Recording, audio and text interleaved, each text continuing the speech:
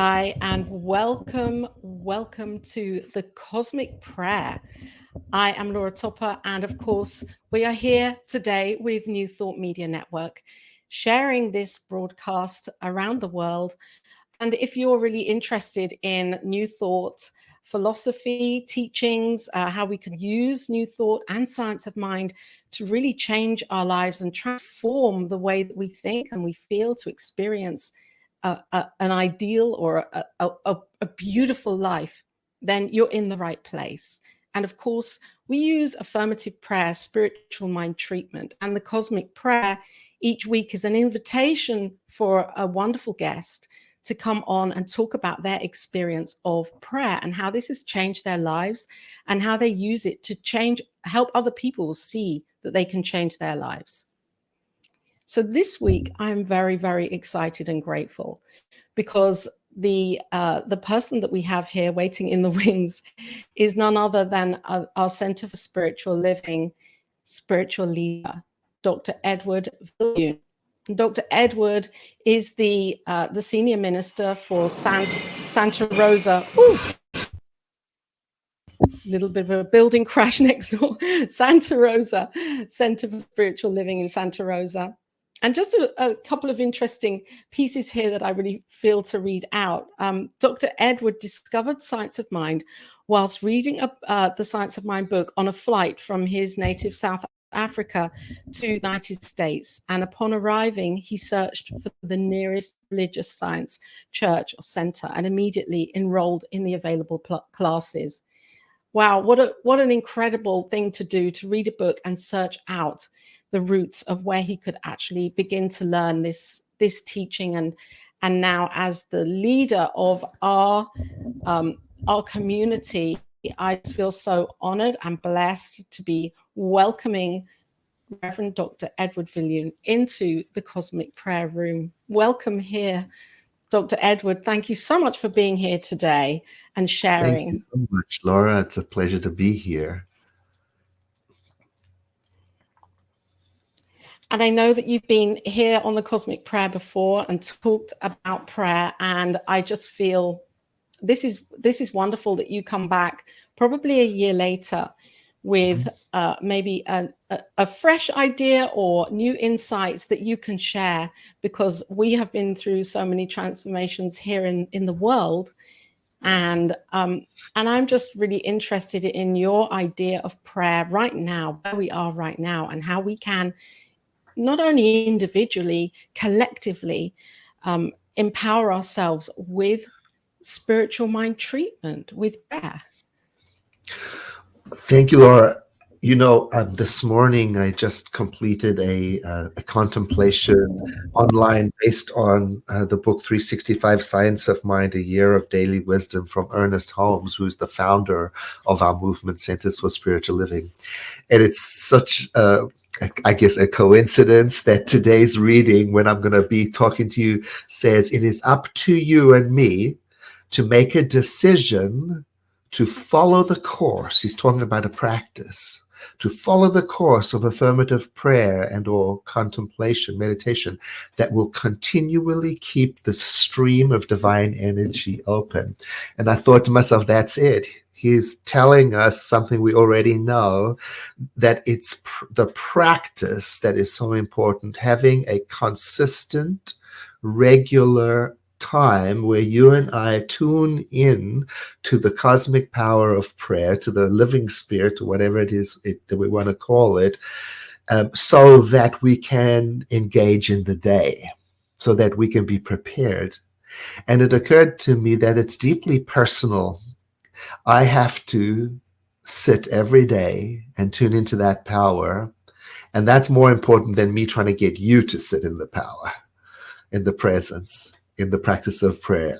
I've got to do it so much so that the change in me becomes apparent to the world and the people around me. And then as people want to join in, I can share that with them. It's one of the things I've always loved about New Thought. We don't have a conversion mission, right? We don't try to enroll people. We try to demonstrate that what we are doing in our spiritual practice is effective. We try to become our own example. And so that's become very important to me. I ask the Yes. people who join me on the morning meditations, how has this changed your life?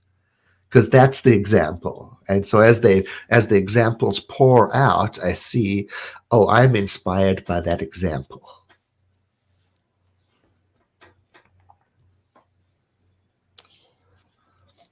Thank you. Thank you for sharing this. And I feel that this is so powerful to remember this, because I know for myself also, I can get very excited about the power of prayer and spiritual practice.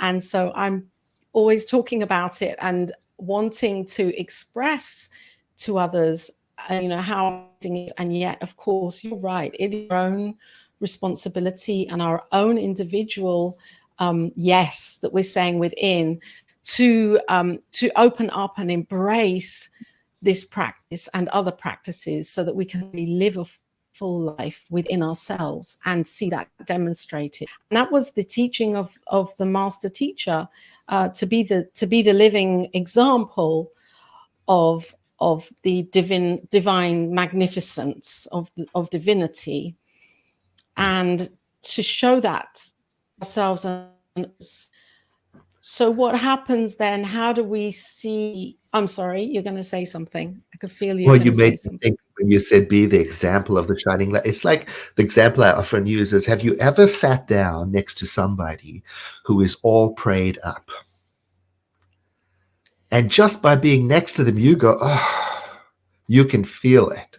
Yeah. So that's what I aspire to be, a person where there is such a feeling of connection to prayer that I don't have to tell you that you're going to get it anyway. It's going to come out of me. Right. So I love that idea. My Right. grandmother was like that for me. I could just go sit next to her and I could feel it. So I think about that. How do people experience me when they sit down next to me? What is it that I exude, Yes. and how did I get there? So the idea of prayer for me is to start at home, start right inside with myself, and take time to daily tune into and to inquire and describe and commune with reality, Dr. Holmes used to call it, and then see if that Yes. changes something. So then I don't have to go out and make an announcement about it. Now, but of course, if we are teachers, we are talking about it all the time. And I think that it's exciting. And, it's like when if you quit smoking or you quit some bad habit, and then when you finally have quit, you're so enthusiastic about it that you want to tell everybody. But nobody can really understand until they make that journey themselves. So, and it's the same with Mm-hmm. meditation. You can tell people about it, but you can be super enthusiastic about it. They'll get some of it, but not until they sit down and meditate. They've got to make the journey themselves. So that's sort of Mm-hmm. the tricky part of it. I can be as enthusiastic as I like about prayer, but I Mm-hmm. want you to try it yourself. And what is it that's going to encourage you to do it? Well, if my life is showing a beneficial result, if you Yes. sit down next to me and you feel something and want to know about it, that's the best demonstration. It's better than a book or a pamphlet or anything like that. So I keep on asking myself Yeah. that question. What is coming out from me? How is my prayer impacting the way I contribute to the world? And that's the core of it. That's the essence of it, isn't, I believe, because then as we are, or as we learn to be the living demonstration ourselves, then ultimately, really, there's no more to be done, because we're showing it and we're demonstrating it, and others can then catch that and see that vision for themselves, and want it and get excited by themselves. And I think that the other piece for me is that there is so much going on our planet right now. We're being pulled and pushed in so many ways to turn, really to turn to spiritual practice, because once we're there and once we do surrender, if we choose to surrender, then there's the opportunity to be the truth of who we are and live life and see these experiences from a different perspective. And I remember I saw you. Yeah, I'm going to let you speak on No, that. this is very exciting what you're talking about. So the practice of daily prayer, of tuning in to the living spirit and tuning into its nature, and then watching how that causes me to show up in the world. So Mm-hmm. as I approach the world and its problems, am I bringing my prayer practice to it? You said some beautiful things in the introduction, how to live a beautiful life, prayer practice. And I thought to myself, yes, a beautiful life is not necessarily a problem-free life. It's a No. life that is beautiful because of the way we respond to problems fueled by our practice. So there are all of Yes. these things in the world and that we are to respond to. So our prayer practice isn't to tune the world out or to abandon the world or to look for the silver lining in catastrophes, but it's rather the prayer shores me up with strength and wisdom so that I can be in the world. Now, my problem is that I don't listen to what the wisdom inside prompts me to do. So I do my prayer and it says, learn more about recycling, or I do my prayer and my awareness arises about violence in my neighborhood or whatever it is, and then I have to watch me going against that impulse and saying, no, I just have to tune that out. I don't want to think about it because I'm, selfish in that way. So I'm very curious about what does this prayer practice prompt me to do in the world, to learn about, to take a stand for. The world Right. is overwhelming right now, and maybe it always was and always shall be. Without a daily prayer practice, it's even more so. With a daily prayer practice, Yes. it's different for me.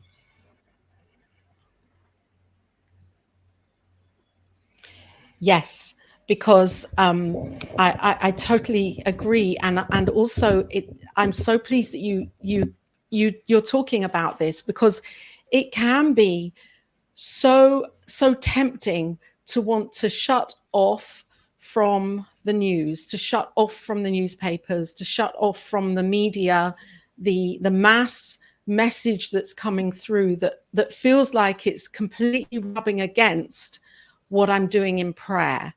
And yet I know that what I'm doing in prayer is giving me the courage and the strength to look at that really transparently and say, okay, how can I show up more fully for this right now Yes. and be more present with it, rather than running and trying to hide from it and pretending it isn't happening because it's not good and it's not God, because all of it is God.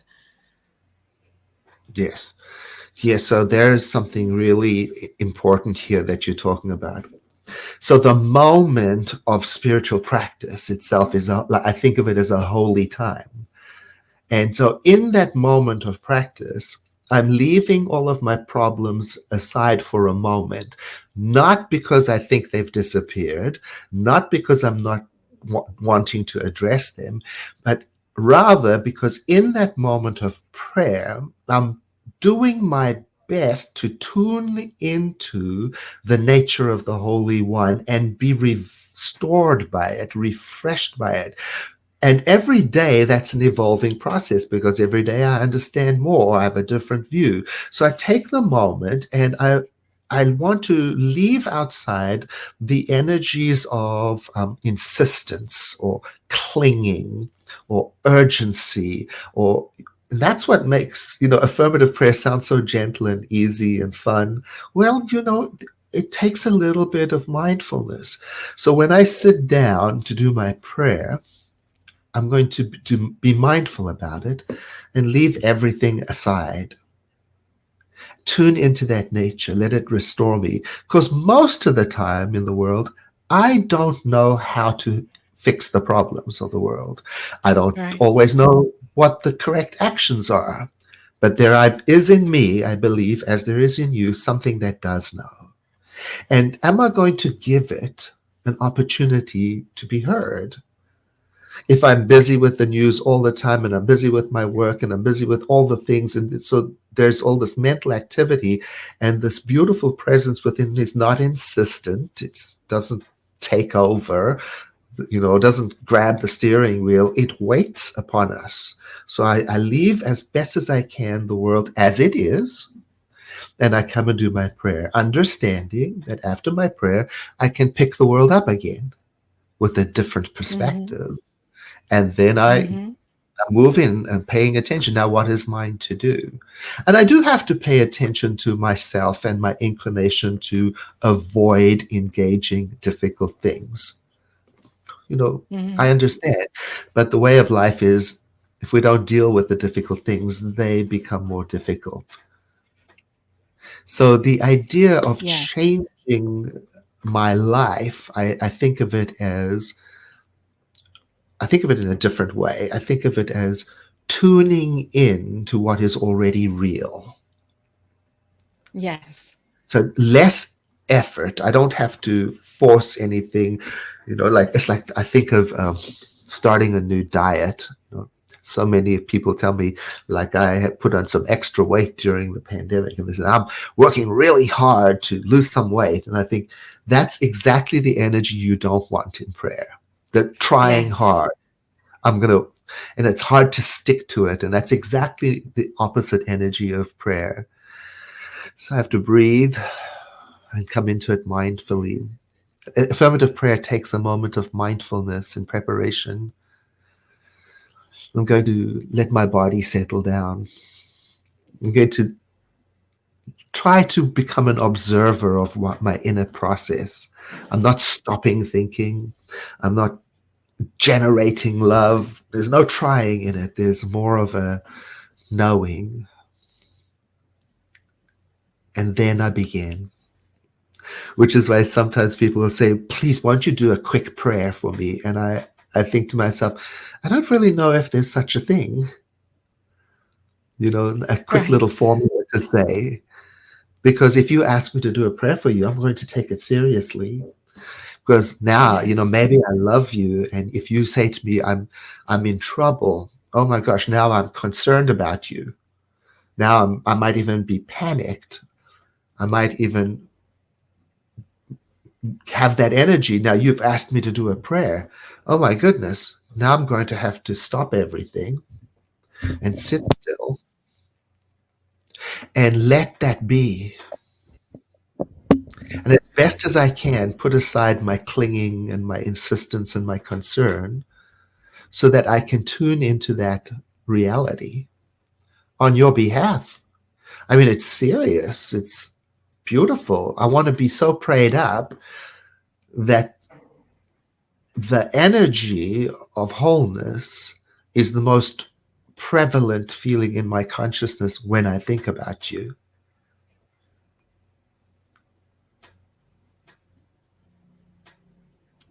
Yes.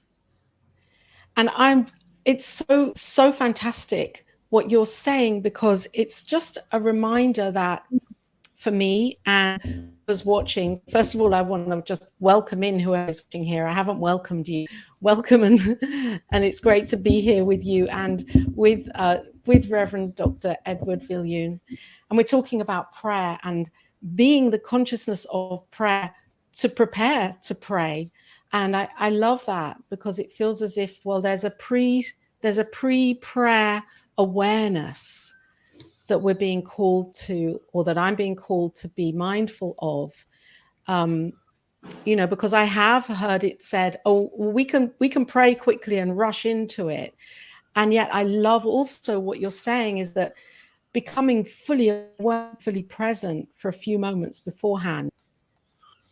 can give me the opportunity to really be mindful about what I'm doing, not why I'm doing it, but who Yeah. I am in the midst of it all. Because I Oh, too am God expressing this. yes. It's like a bottle of good wine. When you open it, you don't rush and drink it. You let it air, take a moment. I Right. think of it like that. I'm going to pray. Well, first let me get clear what I'm praying about. And I try to replace for. I'm not praying for something. I'm praying about something. Mm-hmm. Because our Mm-hmm. prayer is not a supplication. We're not praying for Mm-hmm. something or to get something. We're praying about the consciousness, attaining the awareness of something. And so I got to get really clear on what is it that I'm going for. What's the end result here that I'm going for? Begin with the end in mind, some great person once said. So if I'm thinking about, let's take for example, planetary wellness, climate justice. Yes. Immediately, I feel myself going to all the problems, the immensity of the problem, all the things that have to be done. So I get that is the issue I'm praying about, but what is the consciousness I'm looking to attain?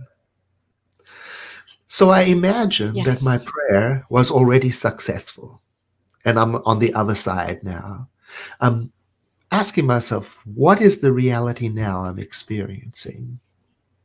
So then I think about cleanliness in our environment, uh, good stewardship, taking a place empathetically with all the beings of the planet. Okay, that's the direction.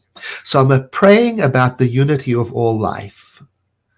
And that's why I love our term spiritual mind treatment, because I always have to unpack my ideas around prayer from my religion of origin. It was so different. So I'm treating, like you put a treatment on your skin or your hair. I'm treating. What am I treating? My own mind to to remember, to reacquaint itself with the wholeness paradigm. So, all right, now I know where I'm going. Now I'm going to sit down.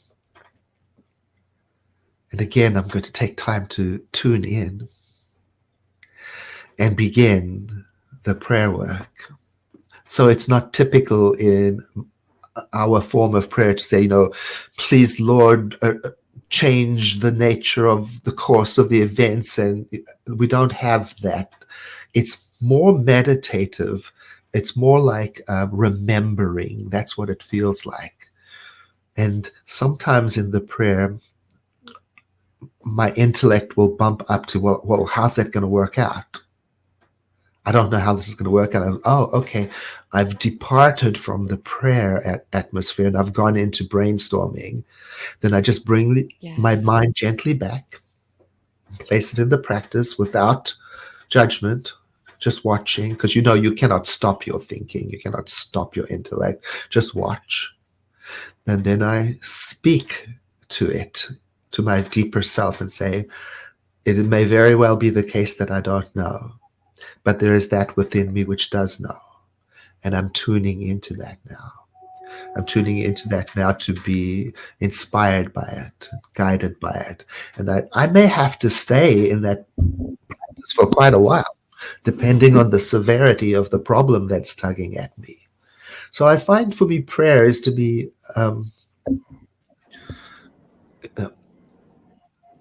deep and enjoyable and changing. And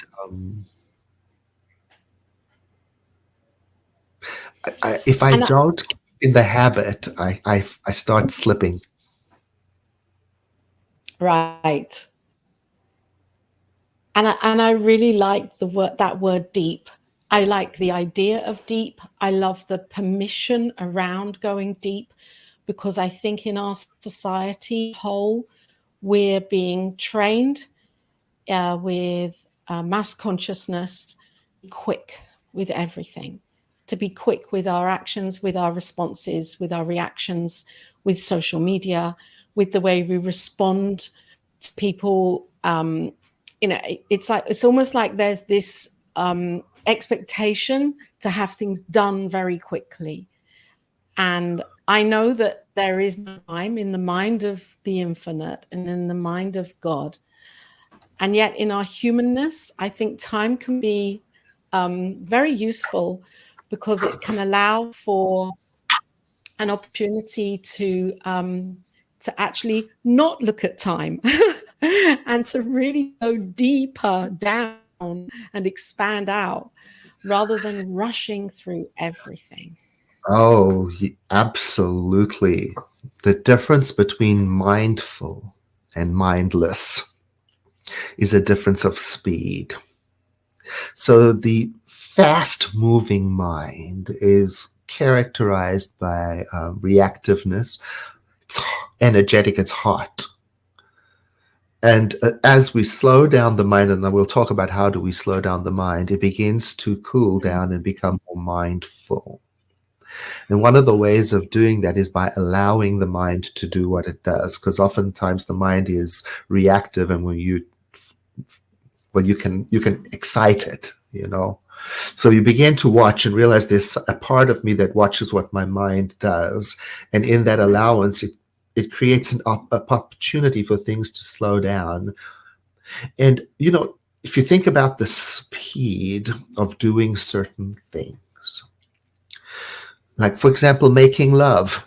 There's no such thing as quick and fast.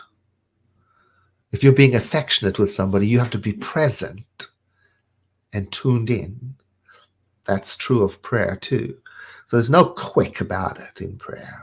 There's no fast. It's to slow way down, so mindfully present. And this is helpful then in following the words that are flowing through my mind and choosing them mindfully. And you can see the difference between a prayer where people are just pouring in the kitchen sink, every word and every adjective, like stirring up, it's like, fine, it's a method of prayer. I'm okay with it.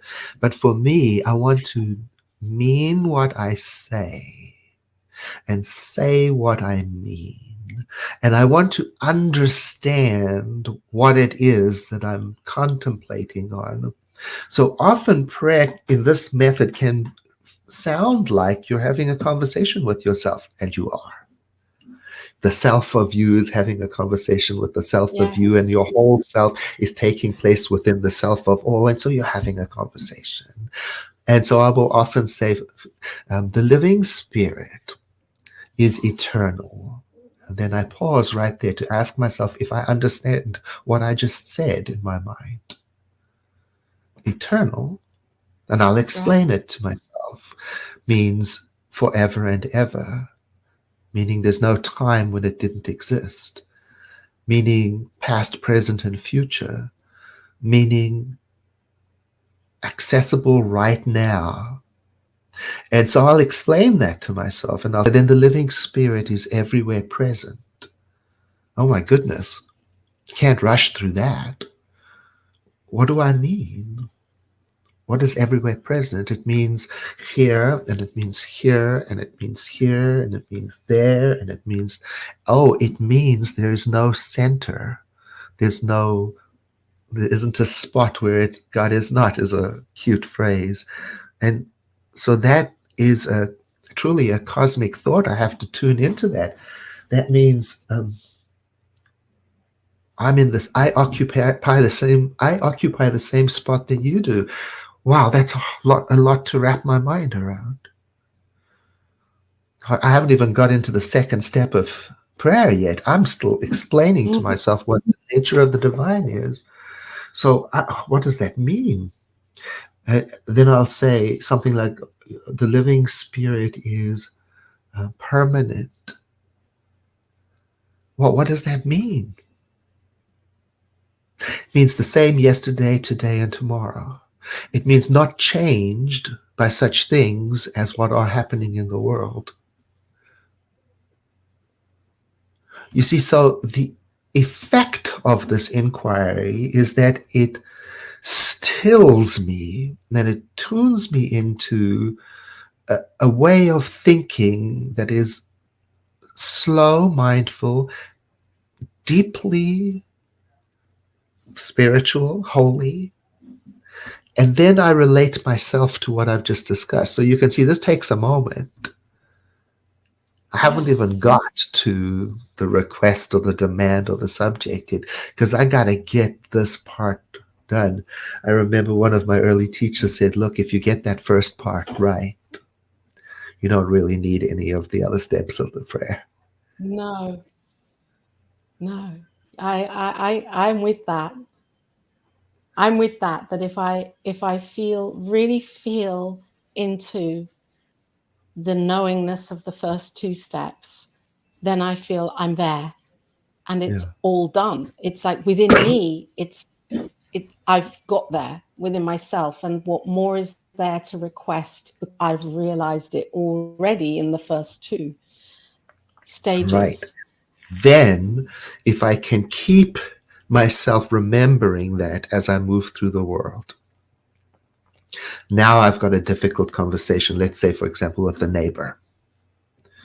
Am I going to just throw that awareness over my shoulder and get into the argument? Right.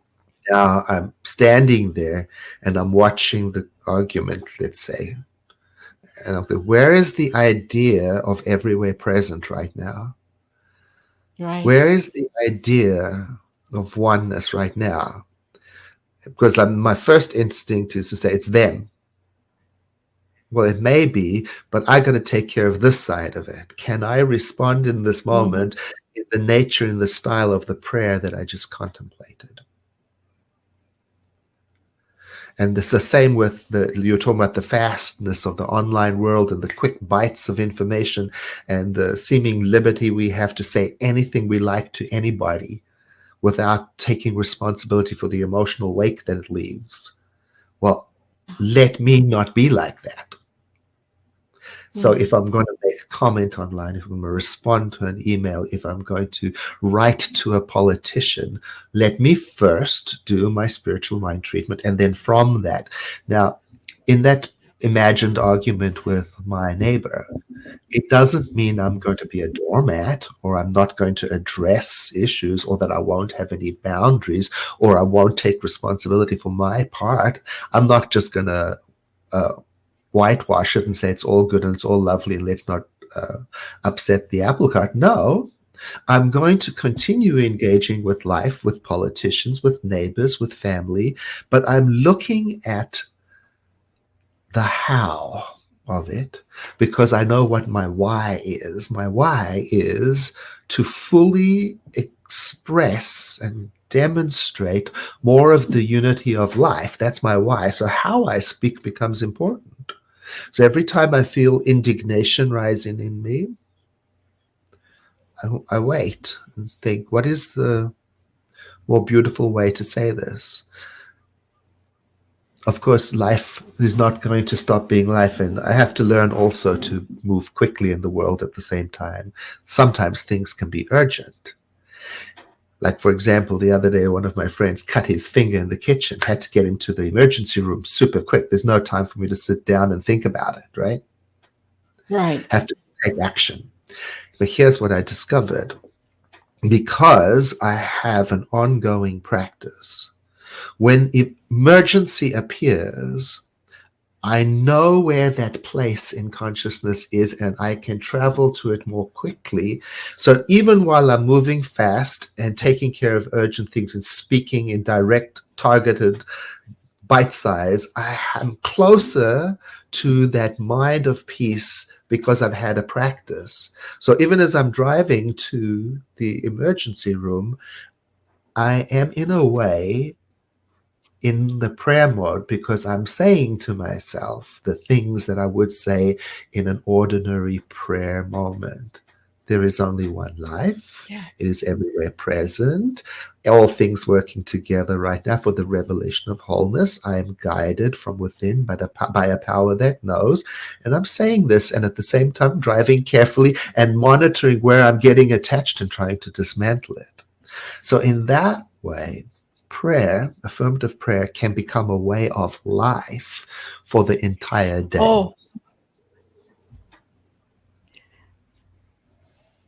that is what I was about to. I mean, that is what is written on the front of the textbook. You know, a philosophy of faith and a way of life, and what I'm really feeling is for me, it's not important. Okay, it is important at times to ask or to know the truth, for what it is that I'm praying about, and yet I'm it's continual awareness that I'm grounding heaven, knowing that heaven is a state of consciousness within me, and that I can be the living expression of that in the world, in my world, as I move through moment by moment. Yes. And that spiritual mind treatment can be an incredible anchoring of remembrance for that.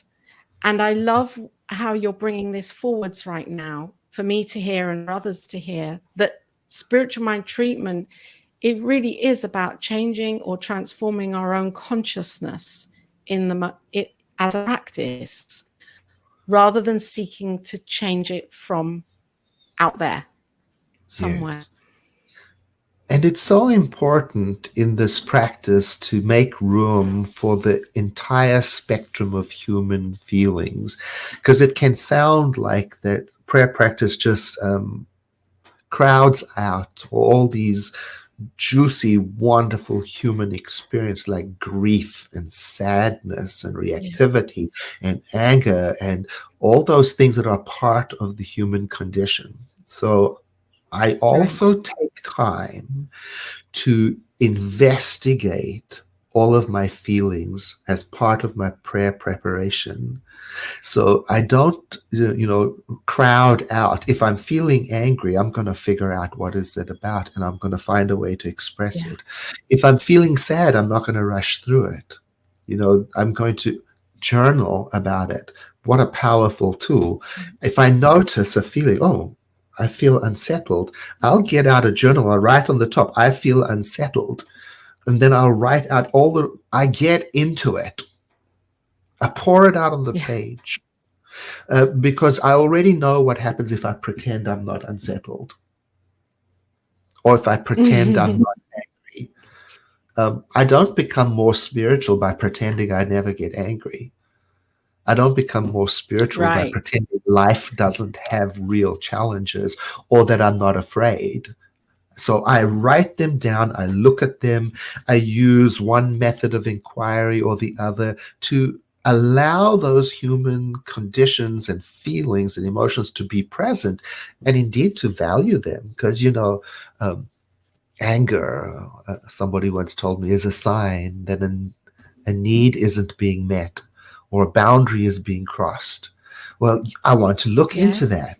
Because what I can do is I can say, I'm going to just do a spiritual mind treatment. I'm going to treat away the anger.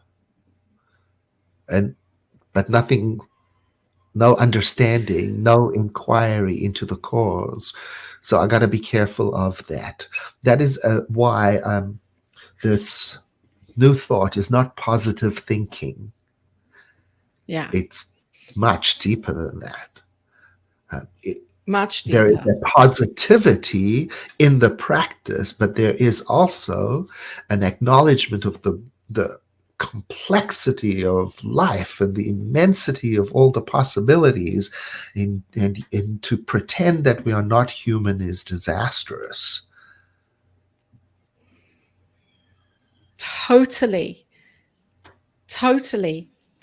And so how do you, as the spiritual leader for Centers for Spiritual Living, holding the consciousness for hundreds of people and maybe thousands of people and millions of people and billions of people and the people that are in the community of Center for Spiritual Living, how do you, as that spiritual leader, use prayer or allow prayer to be really great container, or because it's a vast undertaking that you're doing.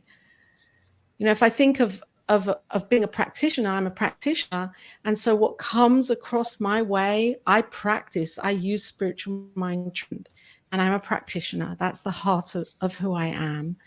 And as a minister in Tibetan, you know, along with that comes another layer and another depth, if you like, of understanding and of taking on that accountability. And as spiritual leader, I honor you, and I love the way that you're doing it, because you lead from a place of humility and authenticity without trying to tell anybody what it should be doing. Well, I appreciate that. And you know, the word leader sounds like I'm out in the front, right? And I'm carrying the consciousness for the world, but that's not how it is, you know. The Centers for Spiritual Living is its people, is its practitioners, and is its members, and is its ministers, and is its consciousness. And so we can only rise as high as we rise. So it would be great if it was all up to me, right? Or it would be terrible because I might not have high enough consciousness. But we are in it together. So what you see in me, I see in you. And what we see in greatness, greatness sees in us. So we are working together to our mission to provide spiritual tools for personal and global transformation. It's us, we're in it. So the Centers for Spiritual Living is its people and the consciousness that it attains. Now, here's the good news. It's not up to the spiritual leader alone. It's up to every single one of us to every day attain more, higher, better consciousness of inclusion, of empathy. And then as one rises, that's the thing about a rising tide, all ships are raised up. Yeah. So it's the trickle up system. So we may encourage each other, but just think about it. This entire movement's well-being is up to you, Laura, or up to every Laura in the movement and every Edward. It's up to us. In fact, it's not even like a responsibility or a duty or a threat, right? It just is. Yeah. That's how it is. Yes. It's just how it is. So then one day I might not be as tuned in as I could be, but you are.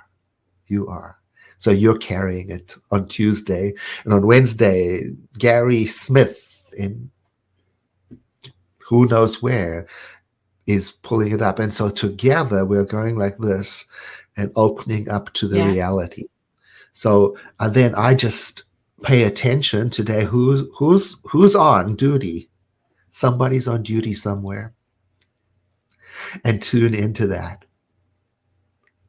So that gives me permission someday to say, you know what? I don't get it today. I don't feel the oneness. I don't even feel like praying. You know, I might get right into that and say, oh, it's okay. Somebody's got this. If you think about that, our practitioners all over our movement, thousands of them saying spiritual mind treatments every single day. Hundreds and hundreds of people tuning into our daily meditation at 6 a.m. Pacific time. Think of that and tap into it, and then say to yourself, let that open my heart, inspire my thinking, stimulate my creativity, and guide my hands to be a beneficial presence in the world so that I can live a life of worth and meaning. That's what we want to do. That's what awakening to our spiritual magnificence. That's our purpose as an organization, to wake up to our spiritual magnificence. And prayer is the primary way we do this waking up. Yes. And for many, it begins with an individual request or inner request or an inner insight to do this for our lives individually. And as we awaken more fully to realize that we are one. Oneness kind of kicks in, and and owning that, knowing that what I do does have an effect everywhere, because as you have said, that the presence of the divine is everywhere. So as I'm having a thought, that thought is going to be revealed everywhere, not just in my mind, but Yeah, in my world. and Dr. Holmes, that lovely teaching says that, and it's the specific, mindful, persistent thoughts fueled by the warmth of our feeling and conviction that we're adding to the mix in a powerful way. So the majority of the time, I forget that, because then my mind's filled with random, chaotic, reactive thinking, and that's just doing what it does. So it's when I take that moment, like we talked about, to slow down, mindful, he calls it trained thought, which I always find hilarious, because I don't think you can train thought. I think you can watch thought. So it's that mindful thought that is, let's say, purposefully, if I can. I'm not even sure what the right words are. The thought that is brought to the heart and placed in the presence, so to speak. It's a metaphor. Those are the ones I think have the greatest impact and are lasting with me. I find myself throughout the day remembering and referring to those kind of deep thoughts. So if I begin my day with a quick prayer, well, it's better than nothing, but a good 10 minutes sat in contemplation, halfway through the day, I can remember it. I can draw upon it. So I like to take my time with it. And I like what you've just said about prayer. Our thoughts, it's the predominant thoughts that will be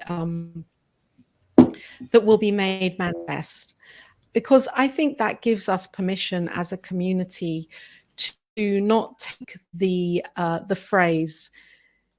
And I know that there is a course called Change Your Thinking, Change Your Life. Maybe to look at that a little more deeply, and not take it on face value. That we're not only changing our thoughts, we're changing our intentions, the way that we feel, the way that we see the world, our idea of life, and creating a whole new atmosphere for how we move and be in the world. And for me, I feel there's more than just changing a thought. Yes, so that's beautiful. So we're changing the atmosphere of our mind. And the atmosphere, like, is it stormy? Is it quiet? Is it windy? And it's a complex system. So really what I'm doing is I'm starting to introduce ways of thinking inside of me so that I can change the predominant tendency of my thought. And then as I practice that, then I notice my tendency during challenging times. Where does my thought go? What is its first, where's its go-to place? So when my tendency is more and more towards oneness and wholeness, then my prayer practice is starting to become effective. So I'm looking to see, is there less of a tendency in me to blame and to develop enemy images? And is there more of a tendency for me to look for points of similarity? Is there more of a tendency in me to pretend there are no difficult things? Or is there more of a tendency for me to lean into the difficulties of life with a curiosity to say, how may I bring love to the situation? I'm not trying to glamorize it. So I'm looking at the tendencies and I'm trying to track them to my practice. Am I demonstrating spiritual magnificence? Am I demonstrating transformation? And transformation, that word is even more bigger than change, right? Transformation means a complete and utter radical change. Nobody wants that. We want the world to change, but not have to make anything, any changes, no inconveniences. So when we talk about transform the world, it means this mindful examination of what's going on, not only up here, but Right. here. Yeah. Yeah. And then as you start unpacking it, here's the thing. Once you start opening the door, the transformation starts coming by itself. You can't chase it down or hunt it down. It comes by acceptance and accumulation and tendency. It can never be forced. But once you start opening the door, it has a momentum of its own. And you can Oh, even shut the yes. door, but it's waiting. And the minute you start opening It it, was. it just, yeah, and it will come. And then one day you'll realize it you'll say, silent to yourself, no, not there, there. And you'll go, where did that come from? Your practice. The transformation is in Right. process. Now you're experiencing a changed life. Oh, my impulse would have been to binge drink, for example. But no, you've got to a part in the road, a parting, and there you realize, oh, that's what it means. How did I get here? Well, it's a bit like learning to ride a bicycle. You fall this side, you fall this side, and then one day you don't. But you cannot tell when was that moment when Mm-hmm. everything came together and I balanced. You watch and you observe, oh, the transformation is revealing itself. Oh, I was going to say something mean-spirited. I didn't. I paused. I saw myself. I saw myself as a expression of the living spirit, and I paused. Oh, the change is upon me. That's how it comes.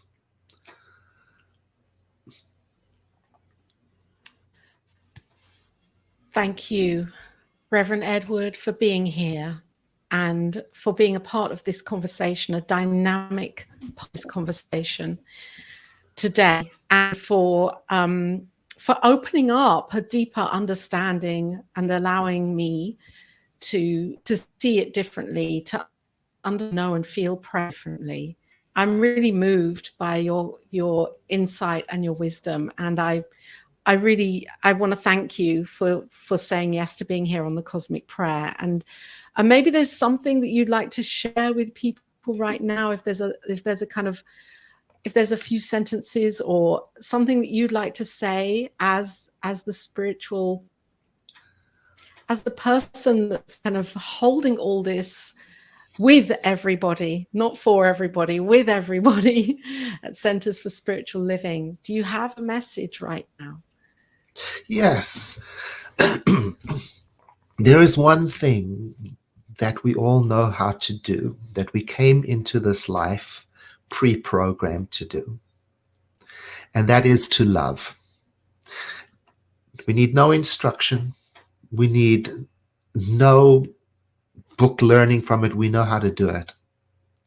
And this is the time in our world where we can benefit from that. With everything that's going on in the world, this is the time and the opportunity for us to love one another. Love, of course, yourself, and to love the people close to you, and to love the people around you, and to gather them in and to remind them of your love. That is one of the most powerful things that we can do right now, to be loving towards each other. Yes. Yes. That is it. That is because that is all there is. Ultimately, I mean, of course, the infinite expressions of the way that we show up, and yet love is what is here right now that we can tap into in our hearts and being that loving presence. Would you share a prayer with me right now, Reverend Edward, Certainly. as we leave the prayer? Yes? Yes, let us do that. And so, Okay. letting everything be where it is, letting the world be as it is. And I speak this prayer in the first person. I invite everyone listening to identify it as their own words or words similar to them in their silence of their mind.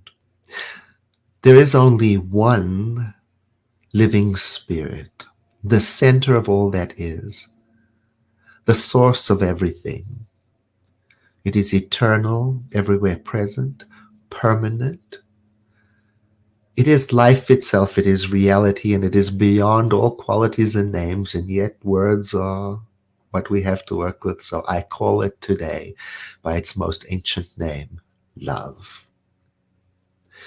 And I identify myself as an expression of that love, part of it, one of it, and a channel through which it expresses.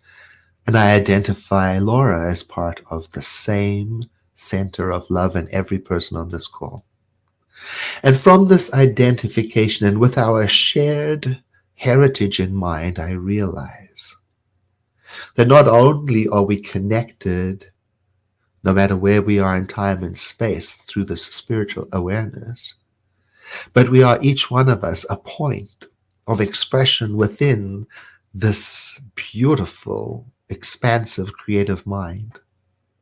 And so I realized that as we move deeper in prayer this way, that the sense of unity and love is what allows for a joint expression of holiness and wellness, of creativity and love for ourselves individually, for each other, and for our world. It is this way, then, that I take my place among the community of beings as a center of light, as a place of compassion, as an open, willing heart. And a gratitude wells up in me for this, a sense of celebration for having realized this. And I let be this moment of prayer with trust in that spiritual law that is, so to speak, listening in and translating and making it so. And that is why I say, and so it is. And so it is. Thank you, Reverend Edward Viljoen, for being today on the Cosmic Prayer and for being the love that you are. And I know that if you have a Facebook page and a website, your Facebook page is Dr. Edward, Reverend Edward Viljoen, yes? It's actually the Centers for Spiritual Living Spiritual Leader, and I can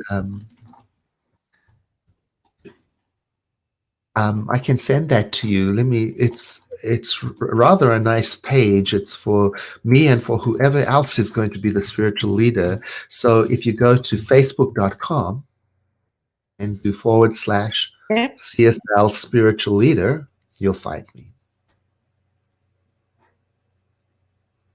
Fantastic. You're there every day. Every day at 6 a.m. Yes, every day, 6 a.m. Pacific time. Every day, 6 a.m. Pacific time, I tune into you, I watch you there, and it's very fulfilling, meaningful, and nourishing to be with you there on that call and to hear your words and to be a part of what you're doing and the consciousness that you are uplifting us all into. So thank you for doing this and for everything that you do.